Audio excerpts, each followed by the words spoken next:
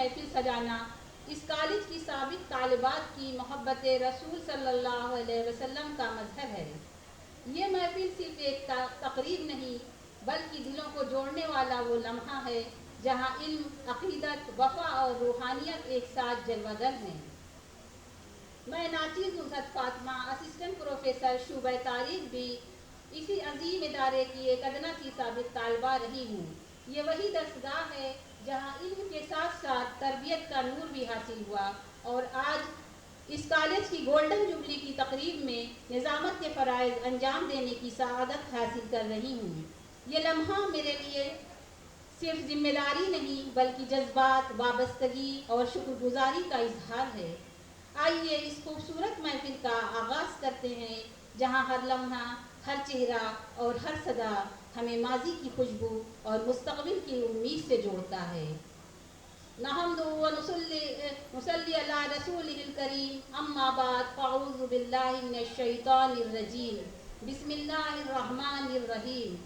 آئیے سب سے پہلے رب کائنات کے پاک کلام کی تلاوت سے اس محفل کا آغاز کرتی ہوں کہ جس کی آیات دلوں کو سکون، روح کو طہارت اور پاکیزگی، زبان کو حلاوت عطا کرتی ہے، جس کے بغیر کوئی محفل مکمل نہیں ہوتی۔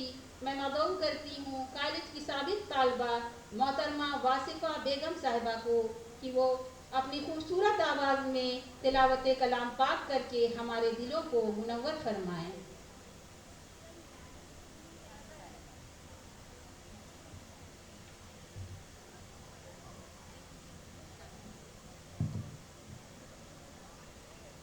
السلام علیکم ورحمۃ اللہ وبرکاتہ۔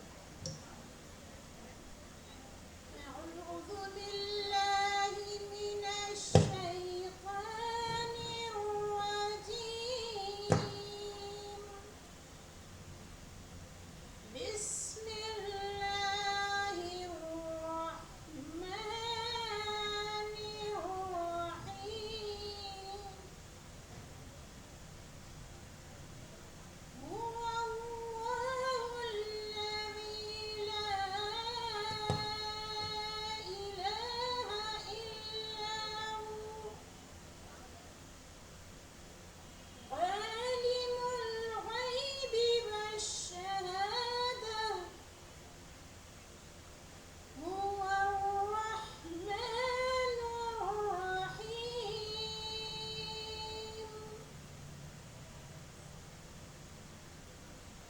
هو الله الذي لا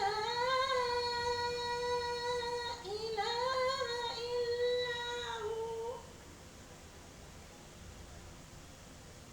الملك القدوس السلام المؤمن المهيمن العزيز الجبار المتكبر، سبحان الله عما يشركون، هو الله الخالق البارئ المصور، له الأسماء الحسنى، يسبح له ما في السماوات والأرض، وهو العزيز الحكيم۔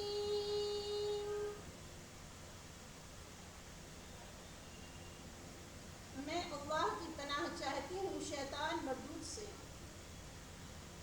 شروع کرتی ہوں اللہ کے نام سے جو بڑا ہی مہربان اور نہایت رحم والا ہے۔ وہی اللہ ہے جس کے سوا کوئی عبادت کے لائق نہیں۔ وہ چھپی اور ظاہری باتوں کا جاننے والا ہے، بڑا ہی مہربان اور نہایت رحم والا ہے۔ وہ ایسا معبود ہے جس کے سوا کوئی عبادت اور بندگی کے لائق نہیں۔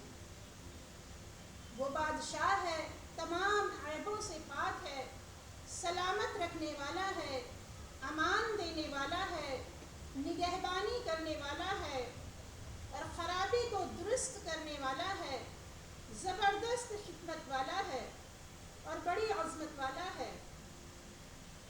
ایسا ہے جو ان تمام، اور اللہ تبارک تعالیٰ ایسے ہیں جو ان تمام چیزوں سے پاک ہے جو ان کے ساتھ شرک کیے جاتے ہیں۔ وہ ایسا معبود ہے جو پیدا کرنے والا ہے، نکال کھڑا کرنے والا ہے اور صورتیں بنانے والا ہے، اور بہت ہی اچھے اچھے اس کے نام ہیں۔ تمام چیزیں اس کی پاکی بیان کرتی ہیں، جو کچھ آسمانوں میں ہے اور جو کچھ زمین میں ہے، اور وہ زبردست حکمت والا ہے۔ صدق اللہ العلی العظیم۔ سبحان اللہ۔ سورہ فاتحہ آیت نمبر 1 میں رب کریم کا فرمان ہے، الحمدللہ رب العالمین، تمام تعریفیں اللہ ہی کے لیے ہیں جو تمام جہانوں کا رب ہے۔ اس روح پرور نشست میں اللہ رب العزت کی تعریف کرتے ہیں جو ہر شے کا خالق ہے، جو دلوں کے حال جانتا ہے اور جس کی رحمت ہر لمحے ہمارے ساتھ ہے۔ آئیے اپنے دلوں کو یکسو کریں اور اس ذات پاک کی شان میں حمد سنیں۔ تیری ذات سب سے عظیم ہے، تیری شان جل جلالہ، تو ہر ایک سے بڑھ کر کریم ہے، تیری شان جل جلالہ، تو قدیر ہے، تو بصیر ہے، تو نصیر ہے، تو کبیر ہے، تو خبیر ہے بھی، تو علیم ہے، تیری شان جل جلالہ۔ حمد باری تعالیٰ پڑھنے کی سعادت حاصل ہو رہی ہے محترمہ طاہرہ امان صاحبہ ثابت طالبہ کو۔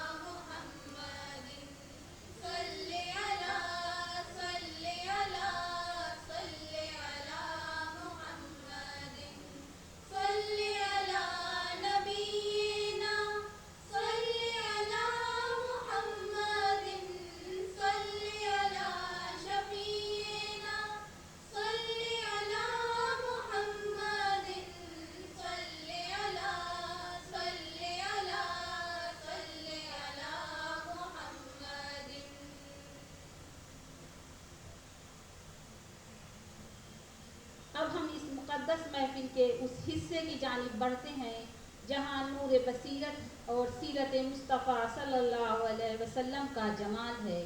وہ عظیم موضوع ہے رحمت انسانیت صلی اللہ علیہ وسلم کی بعثت کا مقصد۔ وہ بعثت جس کے بارے میں رب کائنات نے سورہ الانبیاء آیت نمبر 107 میں فرمایا، وَمَا أَرْسَلْنَاكَ إِلَّا رَحْمَةً لِّلْعَالَمِينَ، اور ہم نے آپ کو تمام جہانوں کے لیے رحمت بنا کر بھیجا۔ یہ موضوع نہ صرف ہمارے دلوں کو گرما دیتا ہے بلکہ ہماری سوچ کو وسعت عطا فرماتا ہے، اور اس کی بنیاد پر انسانیت نے عزت پائی، غلاموں نے آزادی کی سانس لیا اور دنیا نے عدل و انصاف کا ذائقہ چکھا۔ جس نے جہالت کو علم سے، ظلم کو عدل سے اور نفرت کو محبت سے بدل دیا۔ اب میں اس سیرت طیبہ کی محفل کی مقررہ ڈاکٹر نورینہ پروین صاحبہ سابق طالبہ سے درخواست کرتی ہوں کہ وہ تشریف لائیں اور اس عظیم موضوع پر اپنی بصیرت افروز خیالات سے ہمیں فیضیاب کریں۔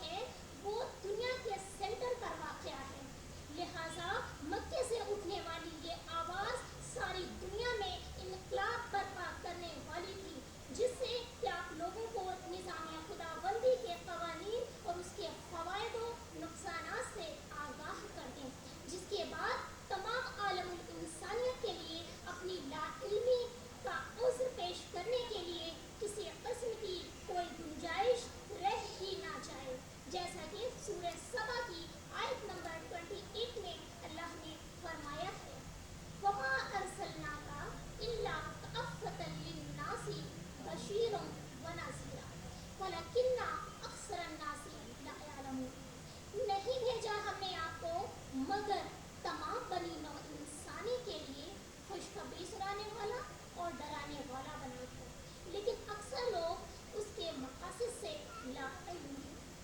یہ بات ہم مسلمان تو جانتے ہیں، بلکہ ہمارے ایمان کا حصہ ہے کہ آپ صلی اللہ علیہ وسلم آخری نبی ہیں اور قرآن دنیا کی رہنمائی کا ذریعہ ہے۔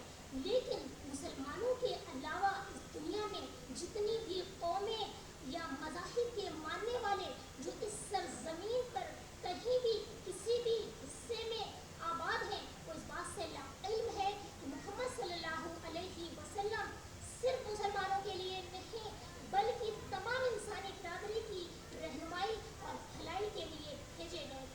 آپ کا پیغام اور آپ کے مقاصد آفاقی اصولوں پر مرتب کیے گئے ہیں، جس سے ساری عالمی برادری کی واقفیت بے حد ضروری ہے۔ آپ کی اس دنیا سے جانے کے بعد یہ ذمہ داری ہم مسلمانوں پر عائد ہوتی ہے کہ آپ صلی اللہ علیہ وسلم کے میسج اور مشن کو تمام لوگوں تک پہنچائیں، جس سے وہ روز قیامت کی جواب دہی کے لیے خود کو تیار کر سکیں اور اس کائنات کے فطری نظام کو رحمانیت کے اصولوں پر قائم کر سکیں، کیونکہ اللہ نے رسولوں کو ساری انسانیت کی تعلیم و تربیت اور بھلائی کے لیے رحمت بھیجا ہے، جس کا ثبوت قرآن کی سورہ انبیاء آیت نمبر 107 سے ملتا ہے کہ وَمَا أَرْسَلْنَاكَ إِلَّا رَحْمَةً لِلْعَالَمِينَ، اور نہیں ہمیں آپ کو بھیجا مگر سارے جہاں والوں کے لیے رحمت بنی۔ یعنی آپ سراپا رحمت تھے۔ آپ کا مقصد اور آپ کا پیغام لوگوں کو آسانیاں فراہم کرنے والا ہے، اور آپ دوست اور دشمن سبھی کے لیے رحمت تھے۔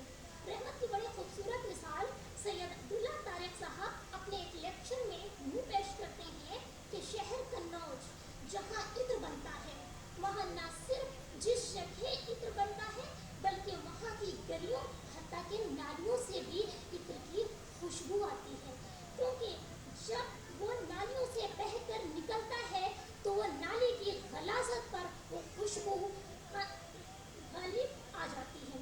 یعنی رحمت کا سرچشمہ کسی خاص ماننے والے کے لیے نہیں بلکہ فطرت کے اصولوں اور پراکرتک نیموں کی طرح سب کے لیے عام ہے۔ یعنی سورج کی گرمی اور چاند کی سر و شادابی سے سبھی جھلستے اور محظوظ ہوتے ہیں۔ اتنا ہی نہیں، جاڑے، گرمی اور برسات کے اصول سب کے لیے یکساں ہیں۔ ہواؤں کے قاعدے بھی سب پر یکساں اثرات مرتب کرتے ہیں، کیونکہ آپ کا نامنیشن ساری انسانیت کے بھلائی کے لیے کیا گیا ہے۔ لہٰذا آپ کی ذات اور شخصیت ہی نہیں بلکہ آپ صلی اللہ علیہ وسلم کے تمام افعال و اعمال ساری مانوتا کے لیے مثالی حیثیت رکھتے ہیں، جیسا کہ قرآن کی سورہ احزاب آیت نمبر 21 سے ثابت ہے، لَقَدْ كَانَ لَكُمْ فِي رَسُولِ اللَّهِ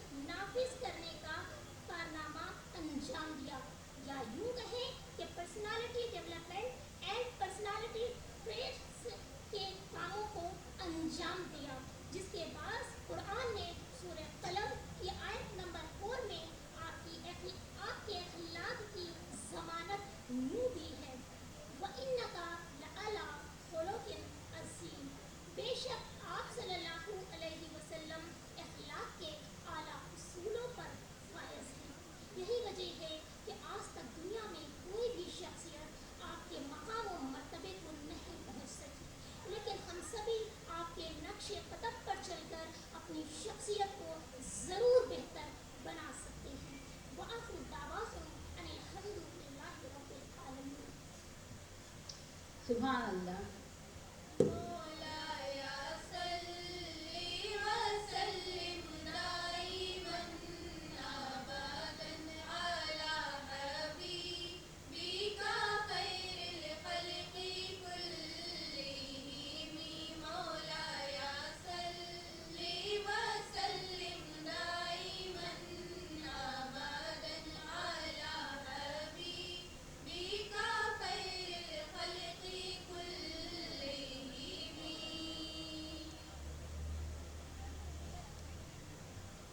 قوت عشق سے ہر پست کو بالا کر دے، قوت عشق سے ہر پست کو بالا کر دے، دہر میں اسم محمد سے اجالا کر دے.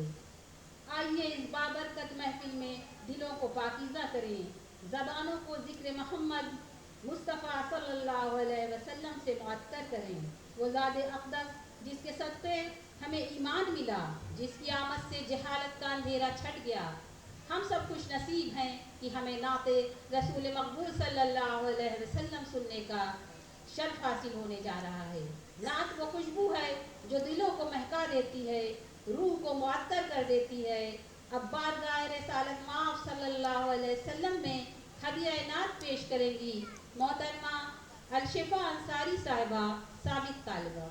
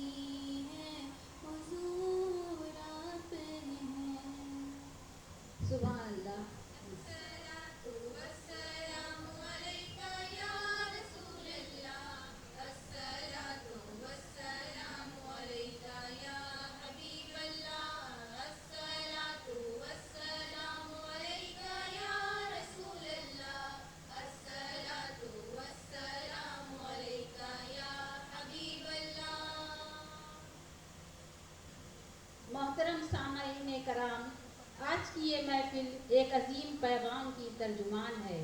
الحمدللہ علی کل حال، یعنی ہر حال میں اللہ کا شکر۔ قرآن مجید فرقان حمید کی سورہ ابراہیم آیت نمبر 7 میں ارشاد باری تعالیٰ ہے وَإِذْ تَأَذَّنَ رَبُّكُمْ لَئِن شَكَرْتُمْ لَأَزِيدَنَّكُمْ، اور تمہارے رب نے اعلان کیا، فرمایا اگر تم شکر کرو گے تو میں تمہیں اور زیادہ دوں گا۔ یہ آیت ہمیں سکھاتی ہے کہ شکر گزاری نہ صرف عبادت ہے بلکہ رحمتوں کو کھینچنے کا ذریعہ بھی۔ تو آئیے اس شاندار موضوع پر روشنی ڈالنے کے لیے ہم اپنی مقررہ محترمہ نجمہ بی بی صاحبہ سابق طالبہ کو دعوت کلام دیتی ہوں تاکہ دلوں کو شکر کے نور سے منور کیا جا سکے۔ الحمدللہ رب العالمین، سبحان اللہ و بحمدہ، سبحان اللہ العظیم، والصلاة والسلام علی سید الانبیاء والمرسلین، خاتم النبیین محمد الامین وعلی آلہ واصحابہ اجمعین، واعوذ باللہ من الشیطان الرجیم، بسم اللہ الرحمن الرحیم، رب اشرح لی صدری ویسر لی امری واحلل عقدۃ من لسانی یفقہوا قولی۔ معزز سامعات، السلام علیکم ورحمۃ اللہ وبرکاتہ۔ جیسا کہ آپ سب کے علم میں آ چکا ہے، آج ہماری تقریر کا موضوع ہے الحمدللہ علی کل حال۔ یقیناً اب محفل ہے سیرت النبی کی، اور ہمارے رسول صلی اللہ علیہ وسلم کی ایک سنت یہ بھی تھی کہ آپ صلی اللہ علیہ وسلم ہر حال میں اللہ کا شکر ادا کرتے تھے اور الحمدللہ کہتے تھے، اور جب کوئی بڑی مشکل یا پریشانی بھی ہوتی تھی تو بھی فرماتے الحمدللہ علی کل حال۔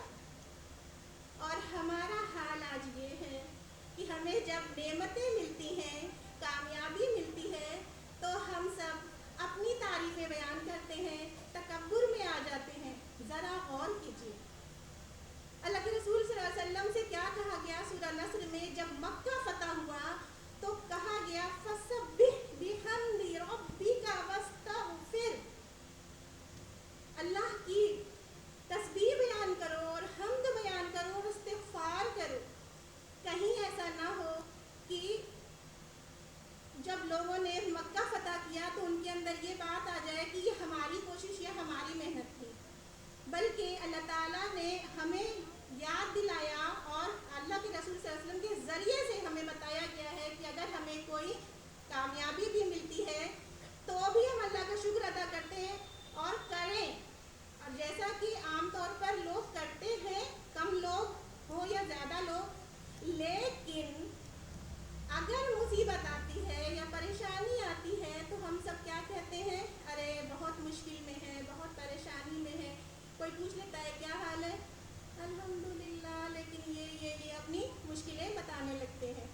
الحمدللہ کا جو لفظ کہتے بھی ہیں تو وہ شکایتی ہو جاتا ہے، وہ اللہ کی تعریف میں نہیں ہوتا کہ اللہ کا شکر ہے ہر حال میں، جبکہ یہ ہمارے نبی کی سنت ہے کہ ہر حال میں اللہ کا شکر ہے۔ تو ہمیں ہر حال میں اللہ کا شکر ادا کرنا چاہیے، اور آج ہم انشاءاللہ آپ کو قرآن اور سنت کی روشنی میں، یعنی قرآن اور حدیث کی روشنی میں یہ ثابت کریں گے کہ ہمیں ہر حال میں الحمدللہ کیوں کہنا چاہیے۔ اللہ تعالیٰ نے سورہ بقرہ سورہ نمبر 2 آیت نمبر 155 میں فرمایا وَلَنَبْلُوَنَّكُمْ بِشَيْءٍ مِّنَ الْخَوْفِ وَالْجُوعِ وَنَقْصٍ مِّنَ الْأَمْوَالِ وَالْأَنفُسِ وَالثَّمَرَاتِ وَبَشِّرِ الصَّابِرِينَ، ہم تم کو ضرور آزمائیں گے، کچھ بھوک سے، کچھ خوف سے، کچھ بھوک سے، کچھ مال کے نقصان سے، کچھ جانوں کے نقصان سے اور کچھ پھلوں کے نقصان سے۔ ان کے لیے خوشخبری ہے جنہوں نے صبر کیا، یعنی صبر کرنے والوں کے لیے خوشخبری ہے۔ اب صبر کا مطلب کیا ہے؟ کہ ہم ثابت قدم رہیں، یقین رکھیں کہ میرے ساتھ جو بھی ہوا اللہ کی طرف سے ہوا، اور جو ہوگا آگے بھی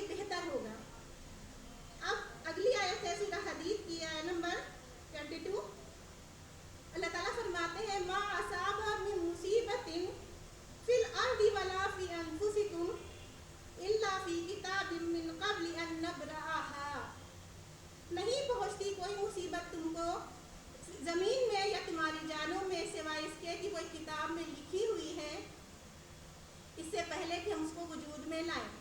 यानी अगर कोई मुसीबत भी आती है तो वो हमारे लिए लिखी हुई है अल्लाह के यहाँ, वो टारगेट पर ही आके लगती है। मुसीबत का मतलब ये होता है, सौबा से लफ्ज़ बना है, सौबा का मतलब होता है टारगेट पर लगना, किसी चीज़ का अपने निशाने पर लगना। तो कोई खुशी या कोई मुसीबत जब भी आती है वो अल्लाह के लिखी हुई है, वो आकर हमें लगती है यकीनन अल्लाह की तरफ से आ रही है, तो उसमें हमारे लिए कोई भलाई, कोई खैर ज़रूर होती है। और यह भी हम इंशाल्लाह साबित करेंगे।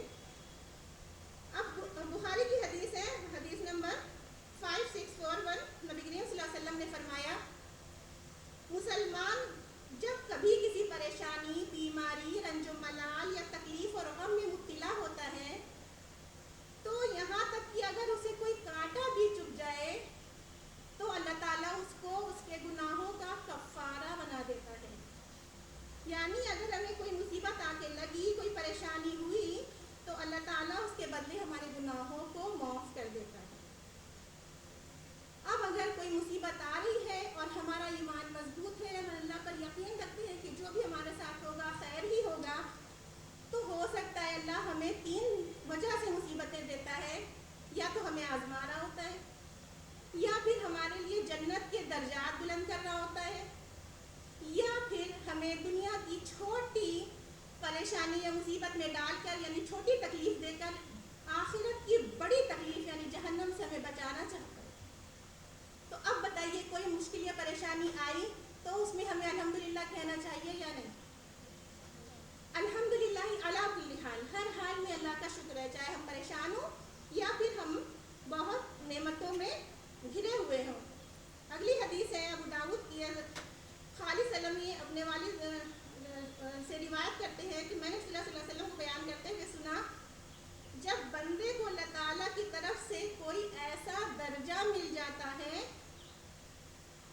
जिस तक वो अपने अमल से नहीं पहुंच पाता, यानी अल्लाह ताला किसी बंदे के लिए कोई जन्नत में ऐसा दर्जा लिख देता है जिस तक वो अपने अमल के ज़रिए नहीं पहुंच पाता है, तो अल्लाह ताला उसके जिस्म, उसके माल या उसकी औलाद के ज़रिए से उसको आजमाता है, फिर उसको सब्र की तौफीक देता है, यहाँ तक कि बंदा उस मकाम तक पहुंच जाता है जो अल्लाह ताला ने उसके लिए लिखा था। अब ज़रा सोचिए कि अल्लाह ताला हमारे जन्नत के दर्जात को बुलंद करना चाह रहा है, लेकिन हमारे अमाल अच्छे नहीं हैं, तो अल्लाह ताला हमें मुसीबत में घिरा देता है, यानी मुसीबत में घेर देता है, और फिर हम उस पर सब्र करते हैं। सब्र का माना ये है कि हमें यकीन हो कि अल्लाह की तरफ से जो परेशानी आई है उसमें हमारे लिए खैर है, उसमें हमारे लिए अल्लाह की तरफ से कोई ना कोई भलाई है ज़रूर। दुनिया में कभी फ़ायदा मिलता है, कभी आखिरत में मिलेगा ही इंशाल्लाह। तो अगर ये यकीन है, हम सब्र करें। और सब्र का माना ये भी है कि मान लीजिए हम अगर बीमार हो गए, और बीमारी ठीक नहीं हो रही है, तो फिर कई बार ऐसा होता है ना, हम लोग कुछ गलत रास्ते इख्तियार करते हैं। जैसे हमें दवा से आराम नहीं मिल रहा है, फिर ऐसे लोगों के पास चले जाते हैं फुकाने चढ़वाने के लिए, जो शिरकिया तरीका होता है। तो अगर हमने वो सब्र किया और हमने जायज़ तरीका इख्तियार किया, तो ये सब्र है। हमें उसकी परेशानी को दूर करने का तरीका इख्तियार करना है, दवा करना है, लेकिन ऐसा तरीका नहीं इख्तियार करना है जो शिरकिया हो, ठीक है। उसके अलावा मान लीजिए बिजनेस में नुकसान हो गया या बिजनेस नहीं चल रहा है, लोग परेशान हैं, तो फिर क्या करते हैं? गलत तरीके इख्तियार करते हैं, हराम कमाना शुरू कर देते हैं। अगर बिजनेस अच्छा नहीं है या माशी तकलीफ है, लेकिन फिर भी घर के जो कमाने वाले लोग हैं वो हलाल पर डटे हुए हैं, हराम से बचे हुए हैं, यही सब्र है। और फिर जब इंसान सब्र करता है तो अल्लाह ताला उसी की परेशानी की वजह से फिर उसको जन्नत में जगह देता है, यानी जन्नत में उसके दर्जे बुलंद हो जाते हैं, जबकि उसके आमाल उतने बेहतरीन नहीं होते। और ये अल्लाह के रसूल की हदीस है। अब हमें तो मालूम नहीं है कि अगर हमारे साथ परेशानी आई तो किस वजह से आई, क्यों आई। तो फिर हम कुरान को अगर पढ़ें तो सूरह बकरा आया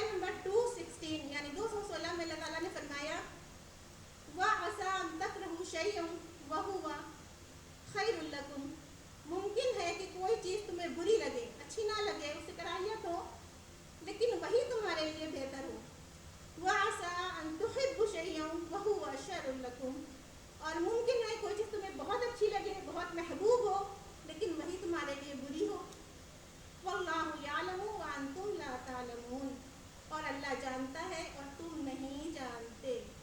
یعنی ہمیں نہیں معلوم کہ ہمارے ساتھ جو معاملہ ہو رہا ہے وہ ہمارے ساتھ کیا اس کے لیے اس میں خیر چھپا ہے, یا پھر کسی چیز کے پیچھے ہم بہت لگ جاتے ہیں نا, بہت زیادہ ہم اس کے پیچھے لگے ہیں کہ نہیں ہمیں یہ چاہیے ہی چاہیے اور ہمیں اس میں کامیابی نہیں مل رہی ہے اور پھر اس کے لیے پریشان ہو رہے ہیں. تو ہمیں اس بات کا یقین رکھنا چاہیے کہ اگر وہ ہمیں نہیں مل رہا ہے تو یہ اللہ کی طرف سے ہے, وہ ہمارے لیے بہتر نہیں ہے, اس لیے شاید ہمیں نہیں میسر آ رہا ہے.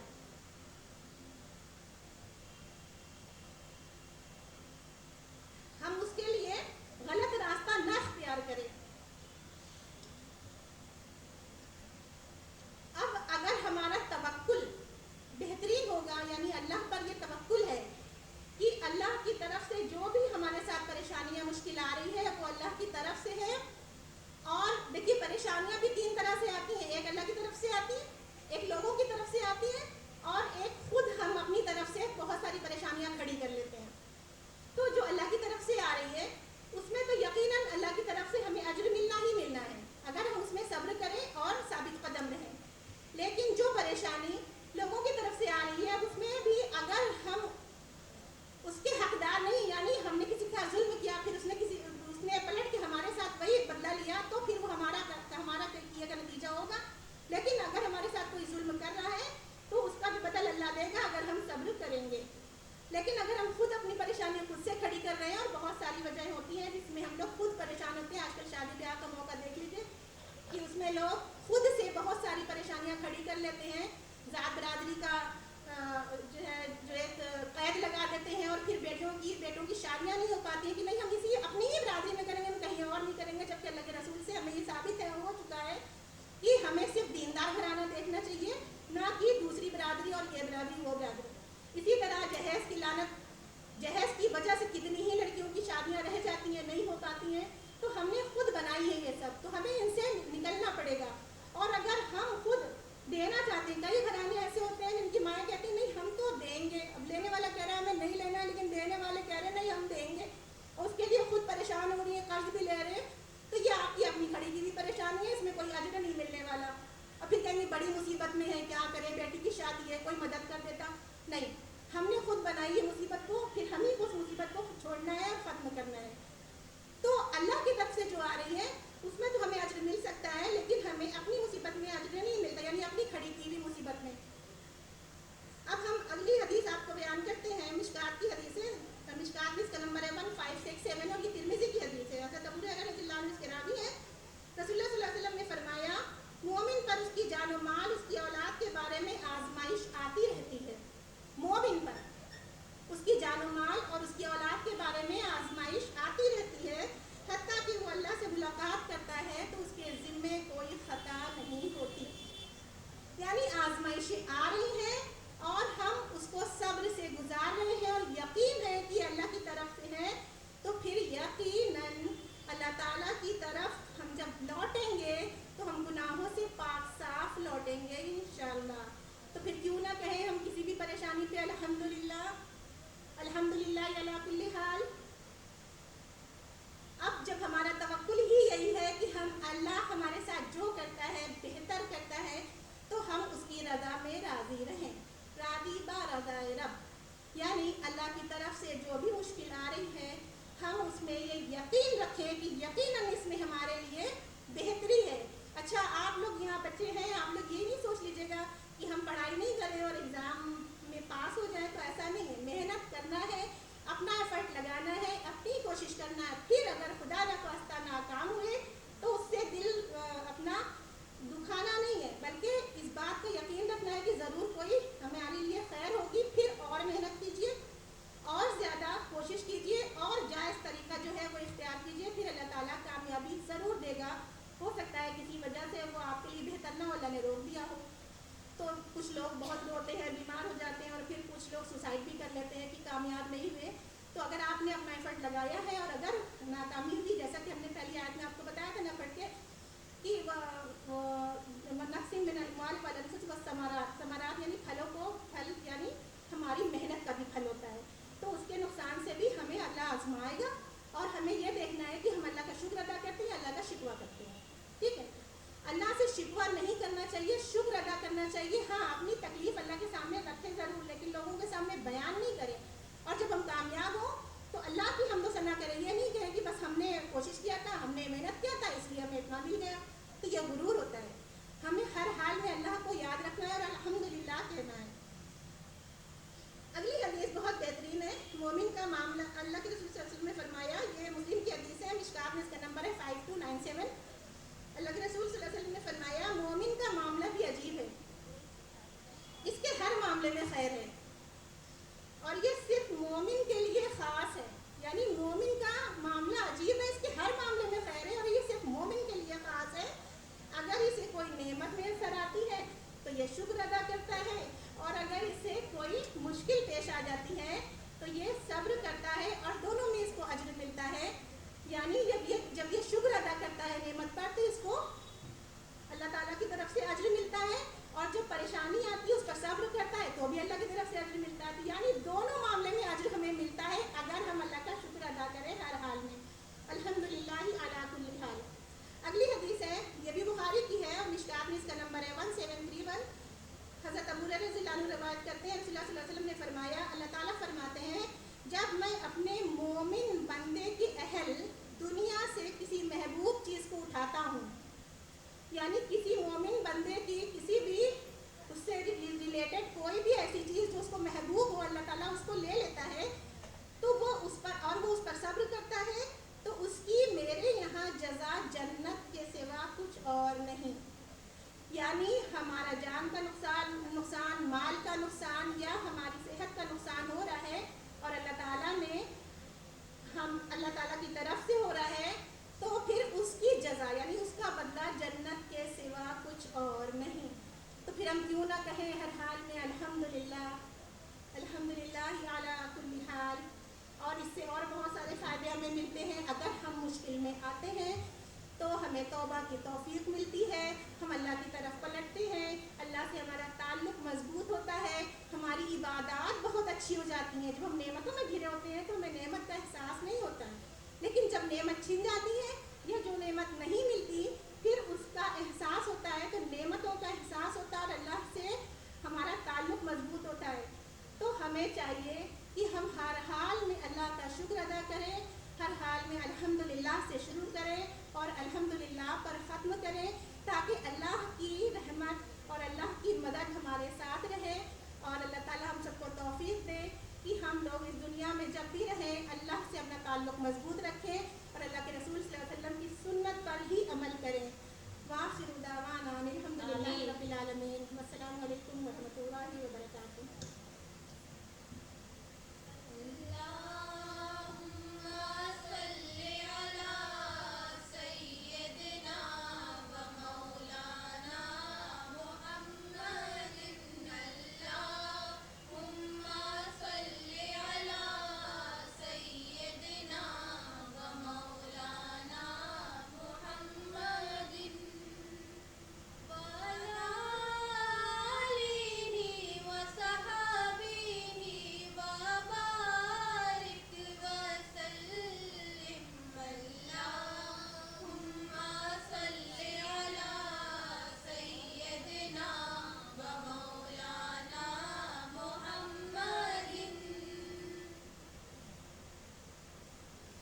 محمد سے وفا تو نے تو ہم تیرے ہیں, کی محمد سے وفا تو نے تو ہم تیرے ہیں, یہ جہاں چیز ہے کیا لوح و قلم تیرے ہیں. جس نے محمد صلی اللہ علیہ وسلم سے وفا کی وہی کامیاب ہوا, وہی مقبول ہوا, اور وہی اس کائنات کا اصل وارث ٹھہرا.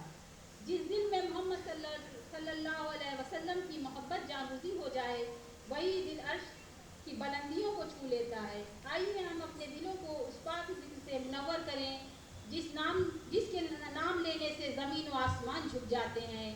وہ ہستی معظم محمد صلی اللہ علیہ وسلم. اب میں ڈاکٹر رخسانہ پروین صاحبہ سابق طالبہ کو دعوت دیتی ہوں کہ وہ اپنی دلکش آواز میں ہدیہ نعت پیش کرنے کی سعادت حاصل کریں.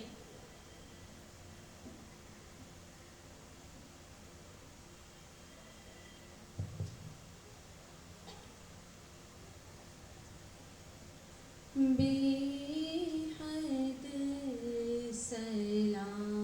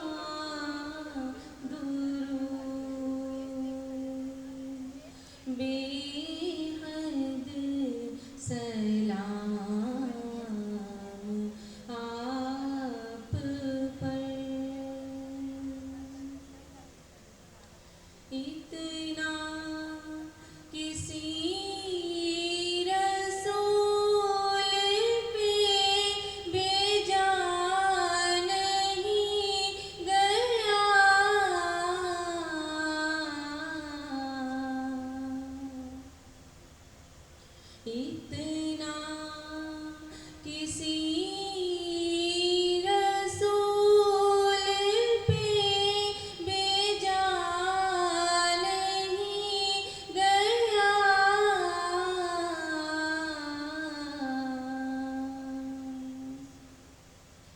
جتنا میرے حضور پہ بھیجا گیا درود، جتنا میرے حضور پہ بھیجا گیا درود، بے حد سلام آپ پر، قرآن ملا حضور ملے رفعتیں ملی،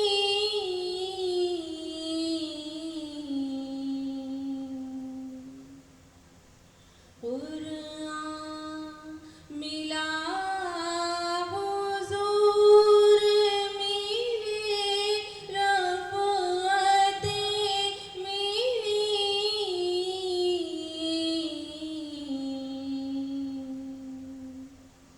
روزے ازل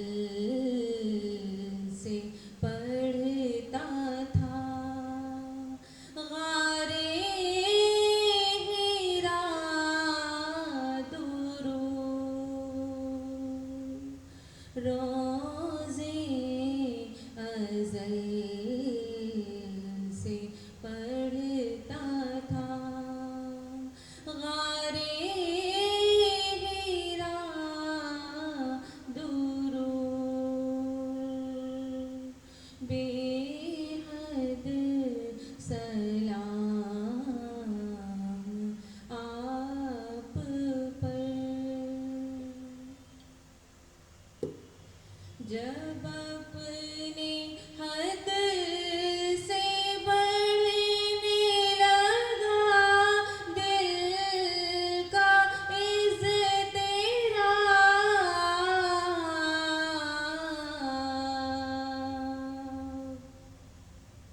جب اپنے حد سے بڑھنے لگا دل کا اضطراب،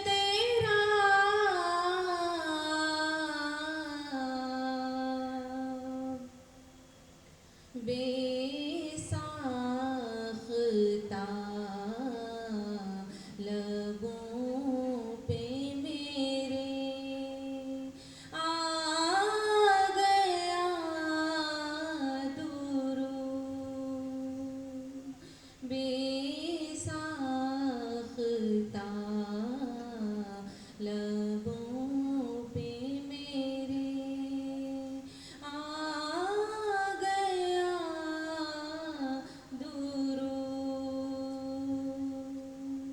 بے حد سلام آپ پر، بے انتہا درود، سب سے سوا ہے آپ کو، سب سے سوا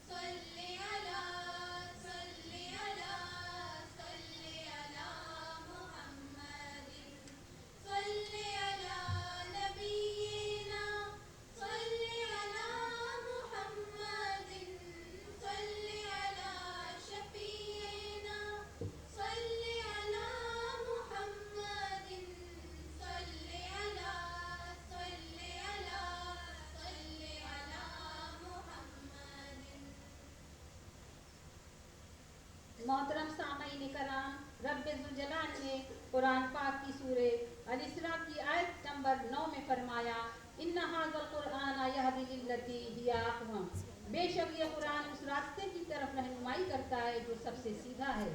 ہاں یہ وہ کلام ربانی ہے جو نہ صرف الفاظ کا مجموعہ ہے بلکہ دلوں کی دھڑکن، روحوں کی غذا اور عقلوں کی رہنمائی ہے۔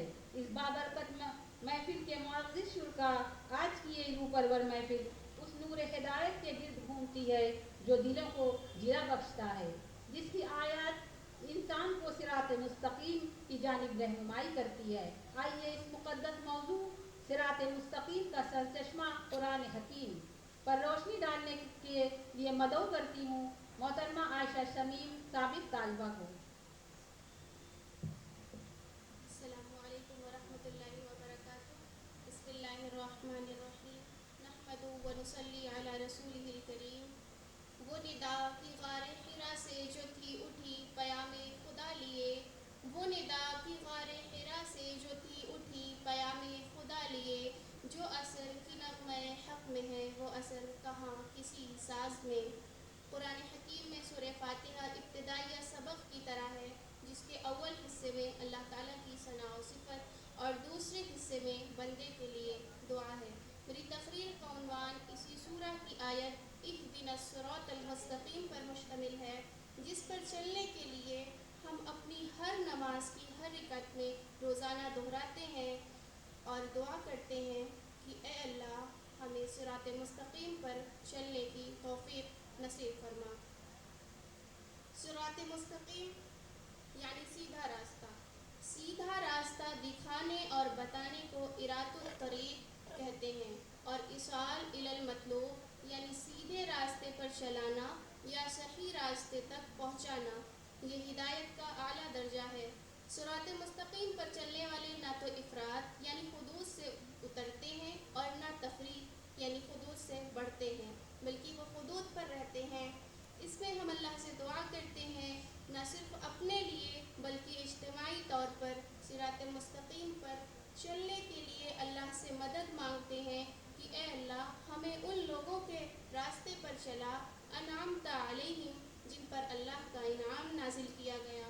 اور انعام جن لوگوں پر نازل کیا گیا سورہ نساء کی 69ویں آیت میں ان کا ذکر ہے، وَمَن يُطِعِ اللَّهَ وَرَسُولَهُ فَأُولَٰئِكَ مَعَ الَّذِينَ أَنْعَمَ اللَّهُ عَلَيْهِم مِّنَ النَّبِيِّينَ وَالصِّدِّيقِينَ وَالشُّهَدَاءِ وَالصَّالِحِينَ وَحَسُنَ أُولَٰئِكَ رَفِيقًا۔